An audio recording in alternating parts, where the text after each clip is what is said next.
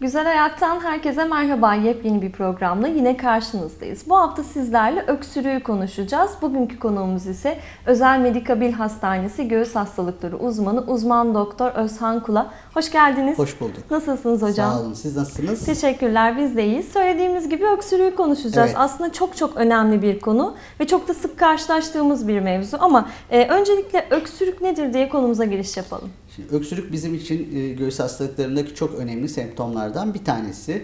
Öksürük istemli ve istemli olmayarak ortaya çıkan, hava yollarına gelen yabancı cisimleri sokmamaya çalışan ve hava yollarında oluşan aşırı sekresyonları ve yabancı partiküllerin dışarı atılmasını sağlayan bir savunma mekanizması.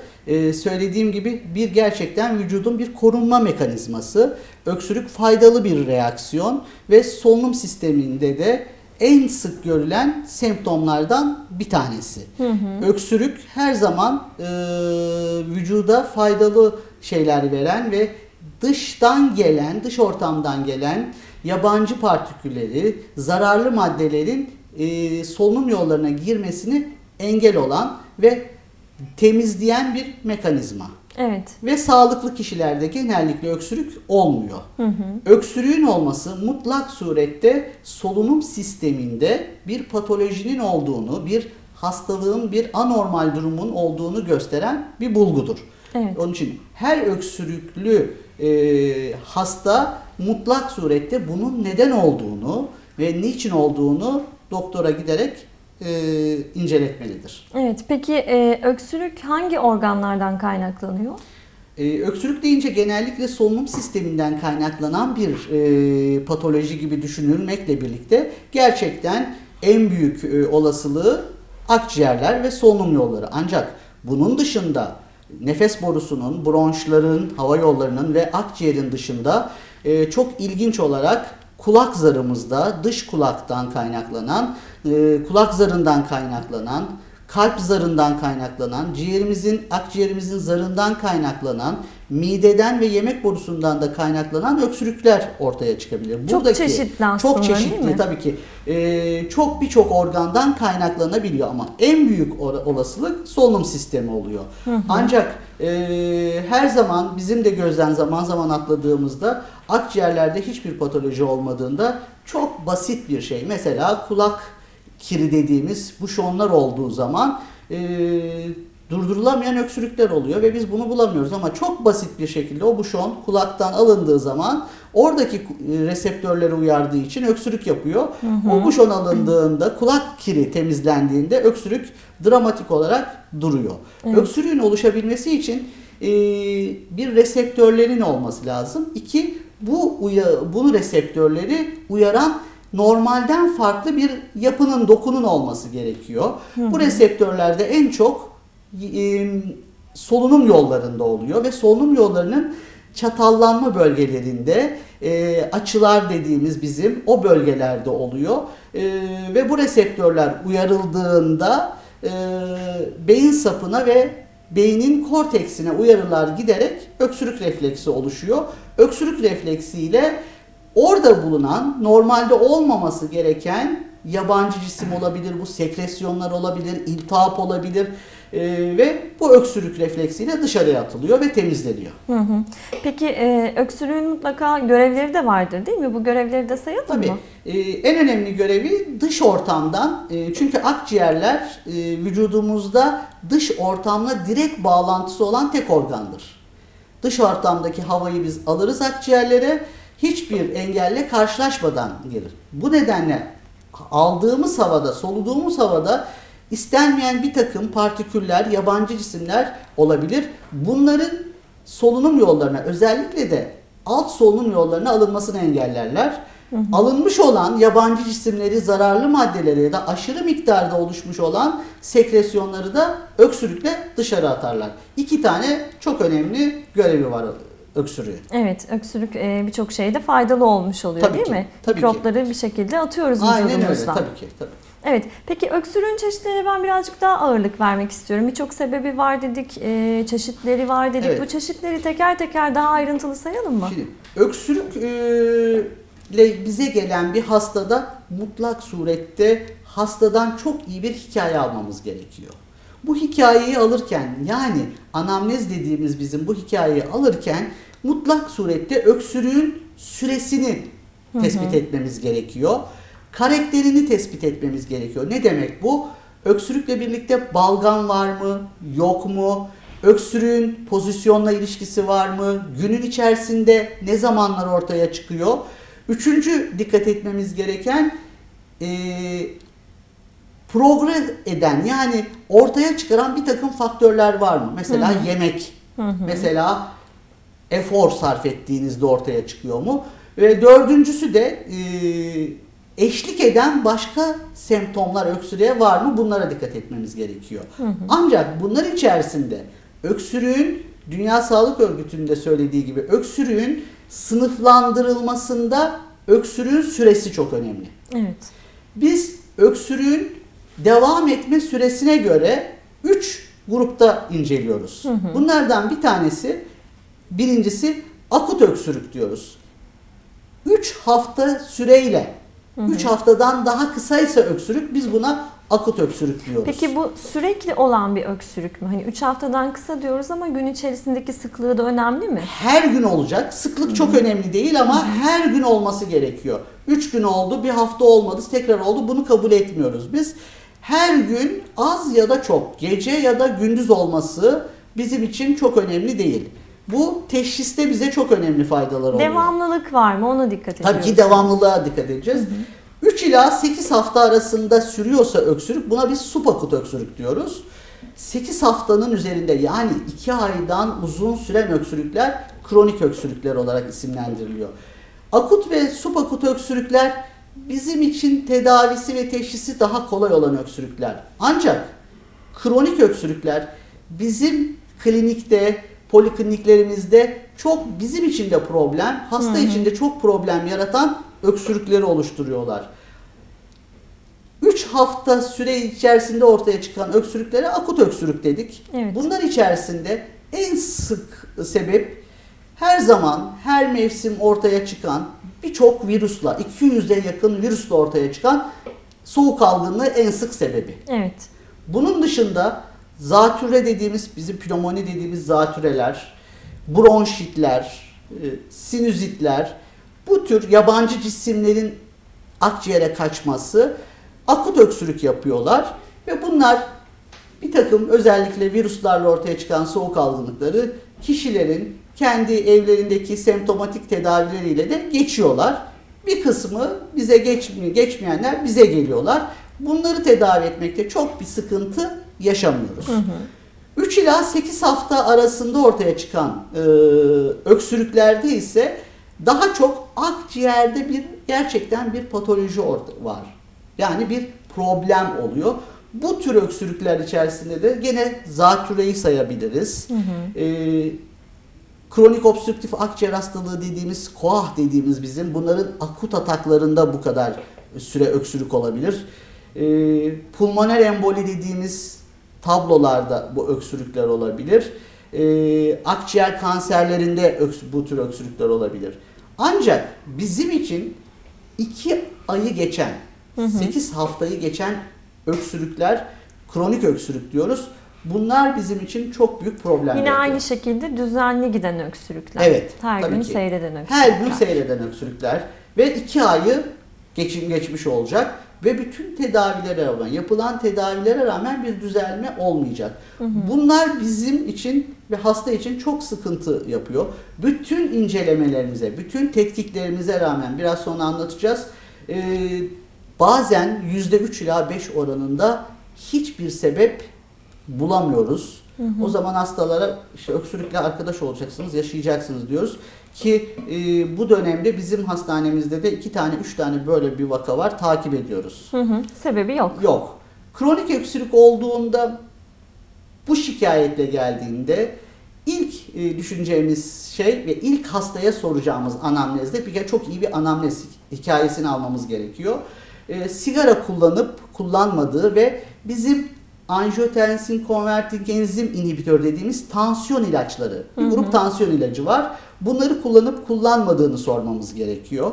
sigara kullananlarda ve bu antihipertansif tansiyon ilacını kullananlarda öksürükler olabiliyor ve böyle bu kadar uzun sürebiliyor. Ancak madalyonun öteki yüzüne baktığımızda bu kadar hasta içerisinde bize gelen kronik öksürüklerin çok az bir kısmında sigara ve bu ilaç kullanımı var. Büyük bir çoğunluğu çok az sigara kullanıyor veya hiç kullanmıyor ve angiotensin konverting enzim dediğimiz bu tansiyon ilaçlarının hiçbirini kullanmıyorlar. Eğer böyle bir tablo varsa öncelikle hastaya sigarayı bırakmasını söylüyoruz ve bu tansiyon ilacı yerine aynı fonksiyonu gören başka bir grup tansiyon ilacı veriyoruz. 3 ila 6 hafta içerisinde 8 haftaya kadar 2 aya kadar süren bir süre içerisinde gerçekten buna bağlıysa öksürük kesiliyor. Evet. Eğer öksürük kesilmiyorsa bu hastalara biz akciğer filmi çekiyoruz. Akciğer filminde bir patoloji var mı yok mu ona bakıyoruz. Eğer akciğerlerde radyolojik olarak bir görüntü varsa bunun neye bağlı olduğunu çözmeye çalışıyoruz. Bu ne olabilir? Tüberküloz, akciğer tüberkülozu olabilir. Bir iyileşmesi zor olan bir zatürre olabilir. Bronşektazi dediğimiz hava yollarının genişlemesi olabilir. Akciğer kanseri olabilir. Bunların tetkikine yönelik incelemeler yapıyoruz. Tanısına yönelik incelemeler yapıyoruz. Burada da çok bir sorunumuz yok. Biz zaten kronik öksürük şikayetiyle gelmiş akciğerinde bir lezyon görüntü varsa seviniyoruz, işi çözdük diyoruz. Evet.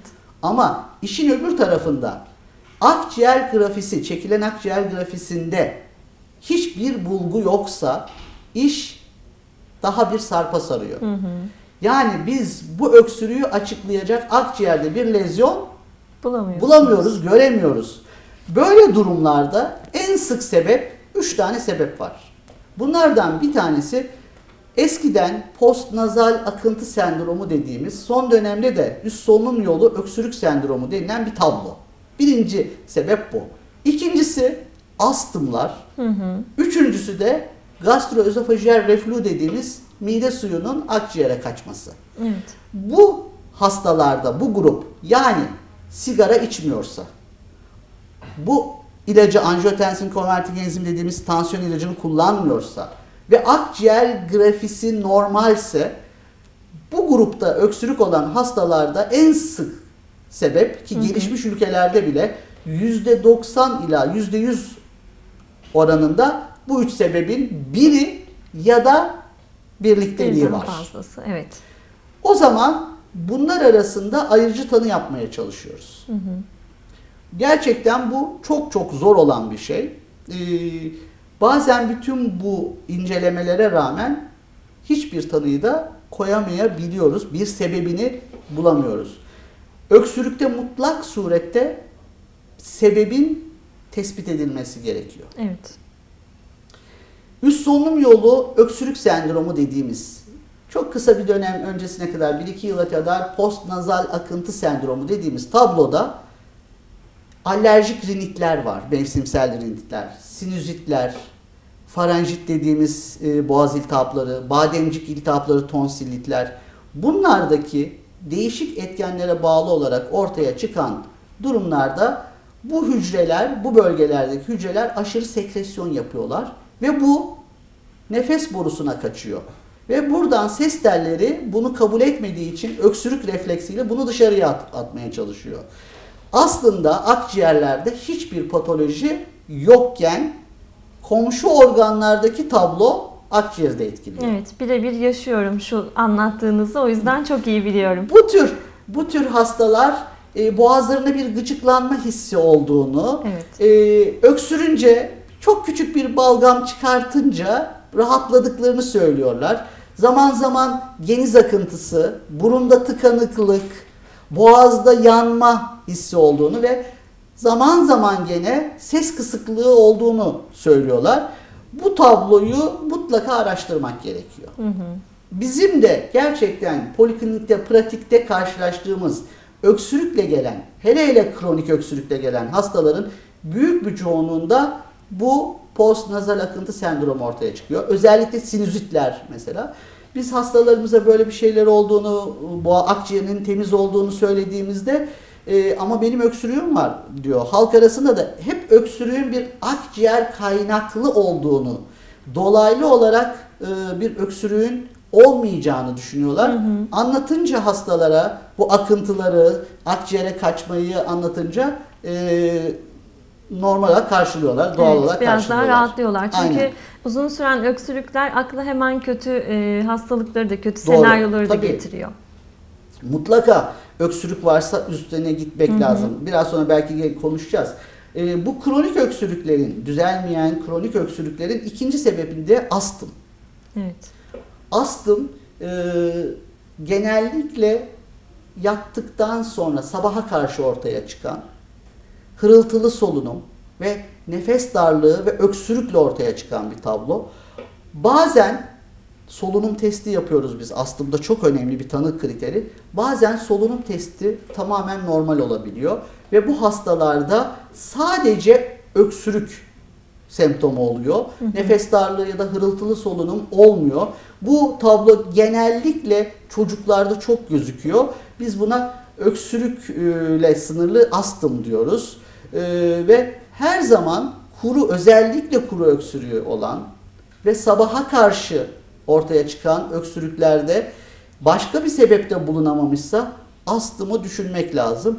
Bunlarda genellikle söylediğimiz gibi solunum fonksiyon testleri normal oluyor. Hı hı. Solunum fonksiyon testi normal olunca ya bu astım değil, evet, uyumuyor diye düşünülebiliyor. Ama bunlara tedavi verip tedaviden tanıya gidilebiliyor. Hı hı. Bu grup kronik öksürüklerden üçüncüsü grup gastroözofajiyel reflü dediğimiz yemek borusunun altındaki sfinkterin değişik nedenlere bağlı olarak yetersizliğiyle midedeki asidin yemek borusuna kaçması ve yemek borusunun altındaki öksürük reseptörlerini uyarmasıyla ortaya çıkan öksürük. Hı hı.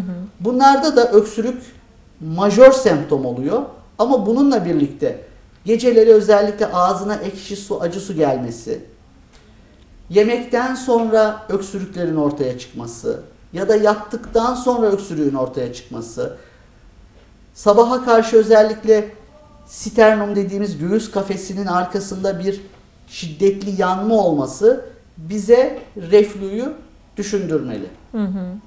Evet. Ve böylelikle siz de kronik öksürüğün tam olarak neyden kaynaklandığını bulmaya çalışıyoruz. Evet. Bazen de sebebi bilinmiyor. Tabii ki. Peki devam edersek toplumumuzda öksürüğün görülme oranı nedir? Sıklığı nedir? Şimdi öksürük hem tıbbi hem sosyal bir tablo. Tıbbi olması bizim biraz evvel söylediğimiz gibi teşhisi koymamızda çok zorluk yaşıyoruz. Sosyal tarafı ise polikliniklere en çok bu şikayetle insanlar gidiyor. Hı hı. Genel polikliniklere, branş ayrımı yapmadan söylüyoruz. Genel polikliniklere giden hastaların %3 ila 30'u, yani aşağı yukarı 4 hastadan bir tanesi öksürük yakınmasıyla gidiyor. Hı hı. Göğüs hastalıkları polikliniğine gelen hastaların da ise bu oran daha yüksek. Bu %50-60'a çıkıyor. Yani 2 hastanın bir tanesi sadece öksürük yakınmasıyla bize başvuruyor. Hı hı. Böyle olunca ekonomik yönden de yapılan tetkikler, araştırmalar, ilaçlar sağlık ekonomisine bir yük kazandırıyor. Ve yapılan çalışmalarda en çok yazılan ilaç öksürük ilaçları. Reçeteye yazılan ilaç öksürük ilaçları. Hemen hemen pratikte de görüyoruz. Branşlı olsun, branşsız olsun, yani göğüs hastalıkları ya da onun dışındakilerde de olsun, bütün reçetelerde bir öksürük kesici ya da balgam sökücü şurup vardır. Bu da maliyeti gerçekten çok arttırıyor. Hı hı.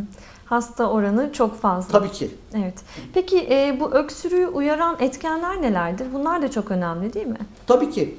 Öksürüğü uyaran kimyasal etkenler var, mekanik etkenler var, inflamatuar etkenler var ve psikojenik etkenler var. Mekanik etkenlerden başlarsak bunlar yabancı cisim olarak hava yollarında yabancı cisim ya da o bölgede öksürük reseptörünün olduğu bölgede yabancı cisim fonksiyonu gören maddeler olabilir. Mesela özellikle küçük çocuklarda leblebi yerken akciğerine leblebinin kaçması, küçücük bir parça leblebinin kaçması orada bir olmaması gereken bir madde gibi hareket ederek yabancı cisim aspirasyonuna bağlı öksürükler yapabilir. Bu para da kaçabiliyor, bazen kalem ucu da kaçabiliyor. Çok değişik şeyler olabiliyor yabancı cisim olarak. Erişkin dönemde ise en sık gördüğümüz bronştaki yabancı cisimler tümörler. Bronşun içinde aslında olmaması gereken bir oluşum bronşun içinde meydana geliyor ve bu da bronş içerisindeki öksürük reseptörlerini uyararak öksüre sebep oluyor. Bunlar mekanik uyarıcılar. İnflamatuar uyarıcılar ise adı da üstünde enfeksiyonlara bağlı, iltihaplara bağlı olarak bronş içerisindeki sekresyonların, balgamın normalden daha fazla artmasıyla meydana geliyor. Kimyasal reseptörler var mesela. Kimyasal reseptörlerde hava kirliliğinde ya da sigara dumanında dumanı inhale ettiğimizde, içimize çektiğimizde ortaya çıkan uyarılar. Çok nadir de olsa anksiyeteye bağlı, anksiyete döneminde kişilerin sıkıntılı ve stresli olduğu dönemlerde bir takım maddelerin salgılanması vücutta ve bunların akciğerlerdeki, bronşlardaki reseptörleri uyarmasıyla öksürükler, psikojenik öksürük dediğimiz öksürükler ortaya çıkabiliyor. Bizim biraz evvel söyledik, kronik öksürüğün her şeye rağmen tespit edemediğimiz, tüm araştırmalara rağmen tespit edemediğimiz %3 ila 5 oranında bir oran var. Bunun bir kısmının psikojenik olabileceğini de düşünebiliriz. Evet, altında psikolojik bir sebep yatabilir. Peki öksürükler ne sıklıkla görülür ya da şöyle söyleyeyim, hangi sıklıklı olan öksürüklerden korkmalıyız? Öksürük normalde sağlıklı bir kişide olmaz. Olmaması gereken bir şey.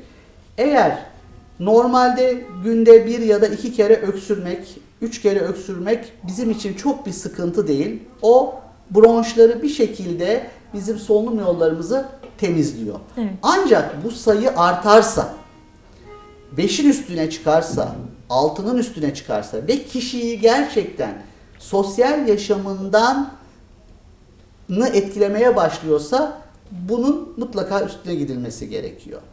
Öksürükle birlikte başka bir bulguların da olması çok önemli. Mesela neler? Mesela öksürükle birlikte balgam çıkarması varsa ya da bir kan tükürmesi varsa bu mutlak surette araştırılması gereken bir tablo oluyor. Peki, genellikle göğüste ağrı olması da bir etken midir? Tabii ki zaman, birlikte. tabii ki. Genellikle halkımız öksürüklere tek başına, tek bir semptom öksürükse çok fazla önemsemiyor. Yani geçer diyor. Evet. Sigara dumanı diyor. İşte sigara içiyorum ona bağlı diyor. Ancak öksürüğün yanına başka bir semptom gelince, mesela kan tükürmesi, bizim hemoptizi diyoruz. Kan tükürmesi olunca vatandaş hemen tedirgin oluyor ve heyecanlanıyor. Koşarak geliyor. Ya da öksürük varken balgam miktarında artma olunca hemen hekime koşuyor. Bizim tavsiyemiz bunları beklemeden, öksürük gerçekten bir haftayı geçiyorsa, 10 günlük bir süre içerisinde devam ediyorsa mutlaka bir hekim tarafından değerlendirilmesinde yarar olacağını umuyoruz. Evet, en azından kronikleşmeyi de engellemiş oluyorsunuz değil mi? Erken tanıyla birlikte. Bir de şimdi belki tedavide yine konuşacağız. Öksürük hiçbir zaman kendisi tedavi edilmez. Yani mesela ben hiçbir şekilde bu kadar senedir göğüs hastalıkları uzmanıyım. Öksürük şurubu kesici, öksürük kesici şurup bilmem. Çünkü öksürüğü az ya da çok bu şuruplar kesebilir. Ama temeldeki patolojiyi iyileştirmediğiniz için siz hem temeldeki hastalık ilerler hem de siz öksürüğü tamamen kesmiş olmazsınız. Geçici bir tedavi olur. Burada da zaman kaybetmiş olursunuz. Hem hastalık açısından hem öksürüğün kronikleşmesi açısından. Evet. Peki öksürüğün solunum sistemi açısından önemi nedir? Öksürük solunum sisteminde çok çok önemli bir görevi var. Dediğim gibi temizleyici ve yabancı cisimlere karşı bir reaksiyon gösteriyor ve bir doğal savunma mekanizması. Bir takım hastalıklara bağlı olarak, genellikle beyin hastalıklarına bağlı olarak, omurilik hastalıklarına bağlı olarak öksürük refleksi ortadan kalktığında geriye dönüşü olmayan tablolar ortaya çıkabiliyor. Mesela öksürük refleksi olmayınca insanlar yemek yerken akciğerlerine bir takım şeyleri kaçırabiliyorlar ve biz buna aspirasyon pnömonisi diyoruz. Ama normal sağlıklı bir kişide küçücük bir şey akciğerimize kaçarsa, ses tellerimizin altına inerse biz bunu öksürükle atarız. Ama öksürük refleksi ortadan kalktığında ki büyük ihtimalle beyin kanamalarında ve beyin sapı hastalıklarında ortaya çıkıyor. Öksürük olmadığı için tablo ilerliyor. Solunum yetmezliklerine kadar gidebiliyor. O zaman öksürük şikayetiyle size gelen bir hastayı ele alalım. Siz neler sorguluyorsunuz? Hikayesi çok önemli demiştik. Neler soruyorsunuz, anlatır mısınız? Biraz evvel söylediğim gibi mutlak surette öksürüğün ne zamandan beri oldu? Bu süre bize öksürüğün akut mu, subakut mu, kronik mi olduğunu düşündürüyor. Ve biz buna göre akutsa farklı bir tabloyu düşüneceğiz. Subakutsa farklı bir tablo. Kronikse farklı hastalıkları düşünüyoruz. Bundan sonra öksürüğün karakteri nedir? Balgam çıkıyor mu, çıkmıyor mu? Eğer kişi öksürükle birlikte balgam çıkarıyorsa biz buna yaş öksürük diyoruz. Öksürükle birlikte balgam çıkmıyorsa kuru öksürük diyoruz ki bu kuru öksürükte bize daha çok enfeksiyöz ajanlardan dışında, yani iltihap dışında bir yabancı cismi, bir tümörü düşündürebilir. Bizim pulmoner emboli dediğimiz bir tabloyu düşündürebilir. Plevra hastalıklarını, akciğerin dışındaki zarın hastalıklarını düşündürebilir. Bu bile bize kabaca bir fikir verebilir. Bundan sonra öksürüğün günün hangi saatlerinde olduğu, gündüz mü yoksa gece mi olduğu. Gündüzse daha çok enfeksiyon ajanlarına bağlı ortaya çıkan bir öksürük düşünürüz. Bu bir zatürre olabilir, bronşit olabilir, kronik obstrüktif akciğer hastalığının akut alevlenmesi olabilir. Bunları düşündürür. Mesela gece sabaha karşı olan bir kuru öksürük bize astımı düşündürür. Bunlar da bize çok ufak döneler olsa bile asla tanıyı kesinleştirmese bile tanıda gideceğimiz yolu bize yönlendirir. Evet. Yemeklerden sonra mesela oluyorsa biz bunu daha çok reflü olabilir diye düşünürüz.